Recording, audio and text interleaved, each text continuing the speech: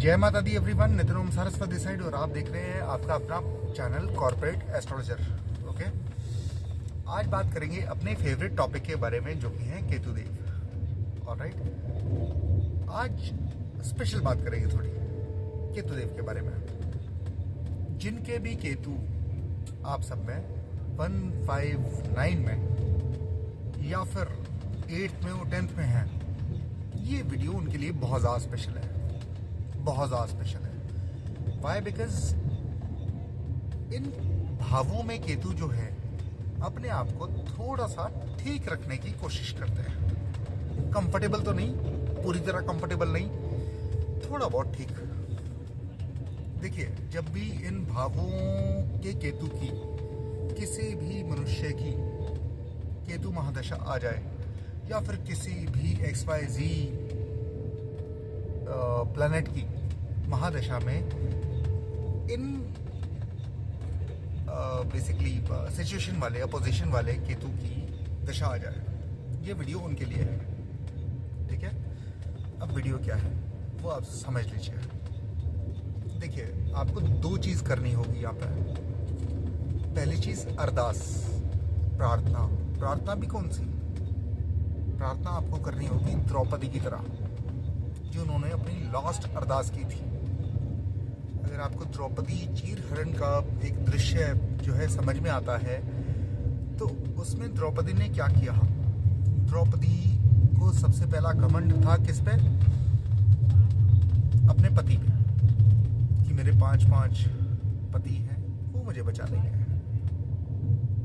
दूसरा उनका घमंड था, अहंकार था, कि इतने बड़े योद्धा जो हैं भीष्म पितामह और लगा लीजिए और भी बहुत सारे लोग वहाँ पे बैठे थे, गुरु द्रोणाचार्य, धृतराष्ट्र, ये मुझे बचा लेंगे। अहंकार टूटा, चीरहरण फिर भी हो रहा। तीसरा जो उनके अंदर में था, अपने बाहुबल पे, कि हाँ मैं कैसे भी करके शिशुपाल को और दुर्योधन को अपने से अलग कर लूंगी। नहीं हो पाया वो भी। चौथा उनका घमंड था अपने दांतों पे। दांतों से ही उस साड़ी को मैं काट लूंगी जहां पे मेरा चीरहरण जिसकी वजह से हो रहा है।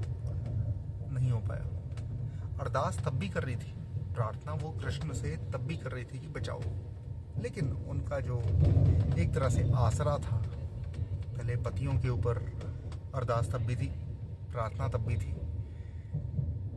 भीष्म पितामह द्रोणाचार्य के साथ में अरदास तब भी थी कृष्ण से। ठीक है, और द्रौपदी के सामने जब कृष्ण आए, पहला प्रश्न क्या था? पहला प्रश्न ये था कि आपने आने में इतनी देर क्यों लगाई? तो उन्होंने ये सब चीज़ बताई कि अरदास आप कर रहे थे, प्रार्थना आप कर रहे थे, लेकिन तब तक आपके अंदर जो है एक तरह से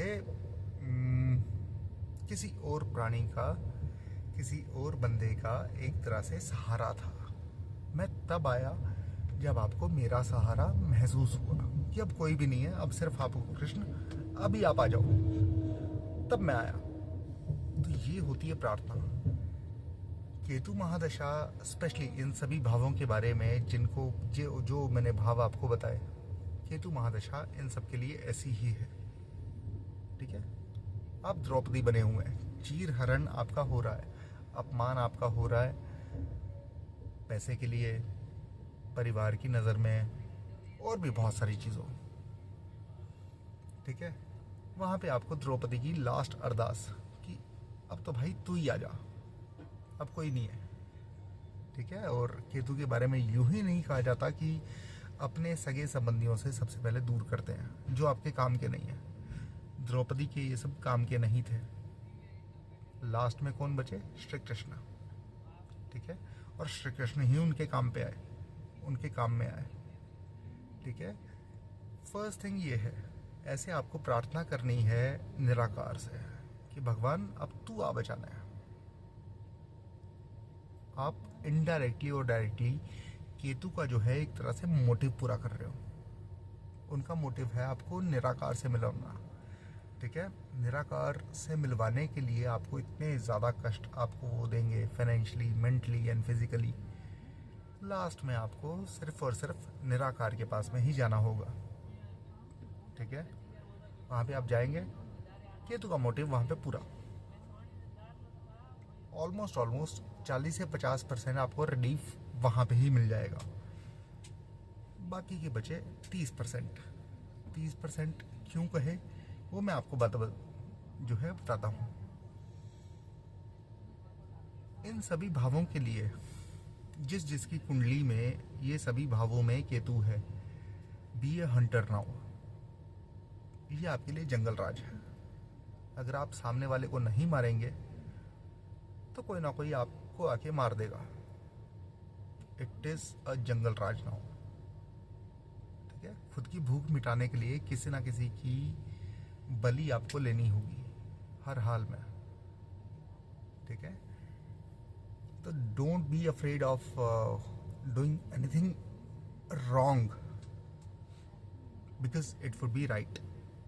बिकॉज लास्ट वीडियो में I guess I have told you that Ketu को सिर्फ राहु संभाल सकते हैं एंड राहु को सिर्फ केतु संभाल सकते हैं। जो लोग ये कहते हैं ना कि मंगल का जाप करो, गुरु का जाप करो, नरसिंह माँ की आराधना करो, हनुमान जी का जाप करो, श्री कृष्ण का जाप करो, कम ऑन, ये सब चीज़ नहीं है। मैं कल एक वीडियो सुन रहा था, शायद मैंने एक वीडियो में बताया भी था, जो कि प्राइवेटाइज हो गई है वो। उसमें मैंने बताया था कि आजकल उन पंडित जी के अनुसार आजकल जो है बड़े से बड़ा राहु किसके आगे झुकता है।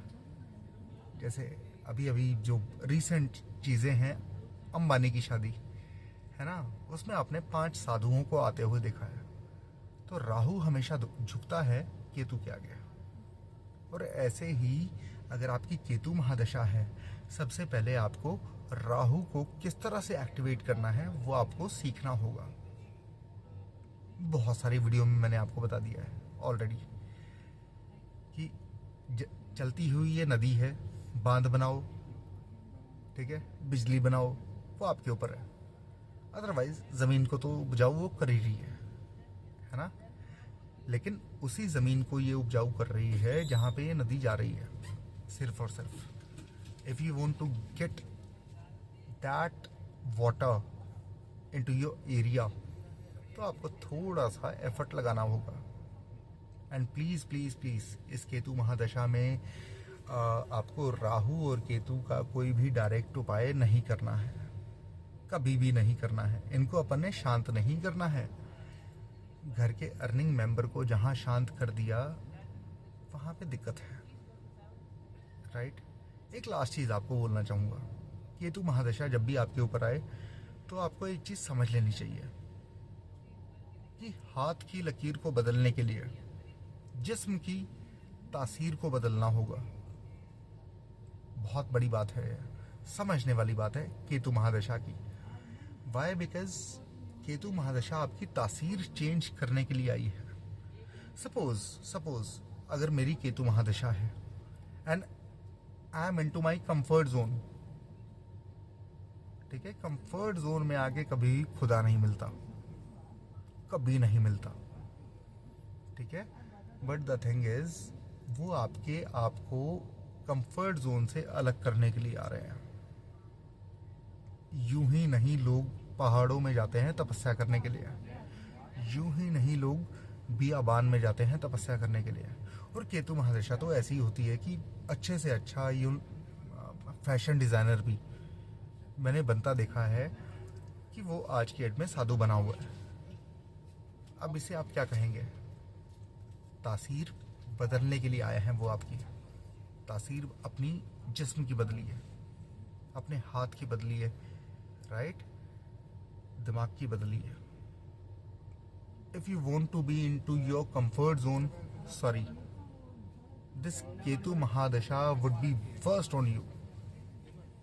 तासीर को बदलना सीखिए यहाँ पर, एकदम से नहीं, अचानक से नहीं, आराम आराम से, कोई दिक्कत नहीं है, लेकिन अपनी तासीर को बदलिए। तब जाके केतु आपकी ये हाथ की लकीर को चेंज करेंगे। जहाँ उनका मोटिव पूरा हुआ वहाँ पे वो आपके सारे मोटिव पूरे कर देंगे। और मैंने बहुत बार आपको एक चीज़ बोली है कि राहु डिजायर का कारक है, केतु मोक्ष का कारक है, संत। ठीक है, अगर यही केतु आपके 10th हाउस में आ जाए, आपको कर्म से विमुख कर देंगे वो, है ना। 10th हाउस में केतु कभी भी ज्यादा कंफर्टेबल नहीं माने गए हैं। 9th हाउस में केतु ज्यादा कंफर्टेबल नहीं माने गए हैं। ठीक है, लेकिन वो कंफर्टेबल कहाँ पे होते हैं? जहाँ पे आपने जो है राहु को सही दिशा में, केतु की दिशा में एक्टिवेट किया। ठीक है, वहां पे आपको, जहां पे भी केतु महादशा है, आपको राहु को सबसे पहले न्यूट्रलाइज करना है। ना खराब ना अच्छा, देने वाले मेरे हिसाब से यही दो छाया ग्रह है, इनके अलावा कोई भी नहीं है। शनि भी देते हैं, चंद्र भी देते हैं। शनि को सर्व सुख का दाता कहा गया है। ठीक है, बट देखिए ना, हर एक मान लीजिए आपका चंद्रमौली योग है, जिसको बड़े से बड़े प्रकांड पंडित कहते हैं विष योग, सिर्फ और सिर्फ आपसे पैसे लूटने के लिए, साफ साफ बोलूंगा मैं तो। लेकिन वो चंद्रमौली योग भी है पॉजिटिव अगर देखें तो। अगर आपको कोई सिर्फ और सिर्फ नेगेटिव बताए, sorry, I am not a part of that. Chandramouli योग भी बनता है शनि चंद्र से, राइट।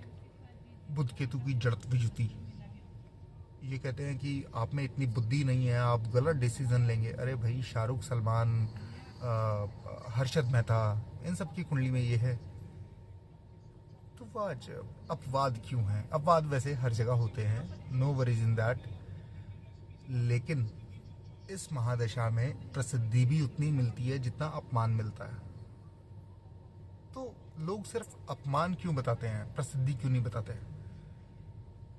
ठीक है ना, ये सिर्फ डराने की बातें हैं कि बुध केतु आ गए, इकट्ठे हो गए, आपका कुछ नहीं हो सकता, वगैरह वगैरह वगैरह। Sorry, I am not a part of that.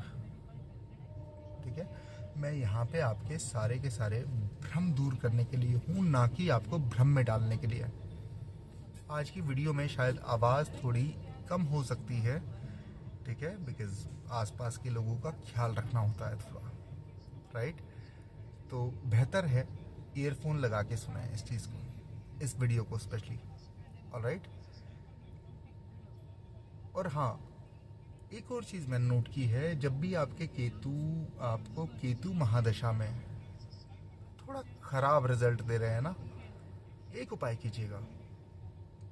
KP पद्धति के अनुसार है, यानी कि कृष्ण मूर्ति पद्धति सिस्टम के अनुसार, जो भी महादशा केतु में जो भी दशा हो, ठीक है, आपको उस चीज़ को मैटर नहीं है, आपने उस चीज़ को नहीं देखना है। आप सिर्फ और सिर्फ, जैसे मान लीजिए आपकी सिटी में जो है सूर्योदय का टाइम है 5:30, आपको छत पे पहुंच जाना है नहा धो के आराम से 5:20 पर पहुंच जाना है। जल चढ़ाइए ना चढ़ाइए, अर्घ्य दो या ना दो, कोई मंत्र जाप करो या ना करो, हार्डली मैटर्स। सिर्फ और सिर्फ 5:30 का सूर्योदय है, 5:20 से लेके 5:40 तक आपको सिर्फ और सिर्फ ईस्ट डायरेक्शन में देखना है, हाथ जोड़कर। That's all. काफी हद तक केतु आपके लिए पॉजिटिव हो जाएंगे, काफी हद तक। यहाँ पे अपन ने केतु को नहीं छेड़ा, यहाँ पे अपन ने किसी और ग्रह को नहीं छेड़ा, सूर्य को शांत नहीं किया। The only thing is we are punctual, ठीक है, बिकॉज केतु महादशा में सेल्फ कॉन्फिडेंस सबसे पहले जाता है। और कॉन्फिडेंस कौन देते हैं? सूर्यदेव, ठीक है। तो आपको सूर्य को सबसे पहले अपने हक में करना होगा, तब जाके आप मंगल के उपाय या फिर राहु के उपाय या फिर जो भी है, जो मैं नहीं बताना चाहूँगा आपको कि आपको ये वाले उपाय करने चाहिए। मैं सीधा बताऊँगा, केतु महादशा है, राहु ठीक कीजिए सबसे पहले। जैसे केतु महादशा में मान लीजिए केतु आपके 3rd हाउस में है, ठीक है, राहु ऑटोमेटिकली आपके आगे 9th हाउस में है। वहाँ पे कोई भी मंत्र जाप मत कीजिएगा, वहाँ पे आपको करना क्या है, सिर्फ भैरव मंदिर, सिर्फ और सिर्फ भैरव मंदिर और कोई भी नहीं। वहाँ पे राहु आके बहुत ज़्यादा स्ट्रॉन्ग हो जाते हैं जब इनको भैरव का साथ मिलता है तो। ठीक है, तो आज की वीडियो के लिए सिर्फ इतना ही। बाकी की वीडियो अपनी आएगी आई गेस परसों, कुछ और एक्स्ट्रा जानकारी के साथ में हरिद्वार में। ठीक है, तो be ready for that video. और आई होप कि आपके काफ़ी सारे कॉन्सेप्ट मैं परसों क्लियर करूँगा। तो आज की मेन बात दो ही चीज़ थी कि केतु महादशा जब भी आए द्रौपदी बन जाओ। अरदास जो उनकी जो है 5th अरदास थी कि कृष्ण अब तो तू ही है, बचा ले आ गया। बस पहला आज का मोरल ऑफ द स्टोरी ये था। सेकंड, हाथ की लकीर को बदलने के लिए जिस्म की तासीर को बदलना होगा। Just leave your comfort zone in this mahadasha. ठीक है, तो अगली वीडियो तक के लिए जय माता दी, बाय बाय, टेक केयर।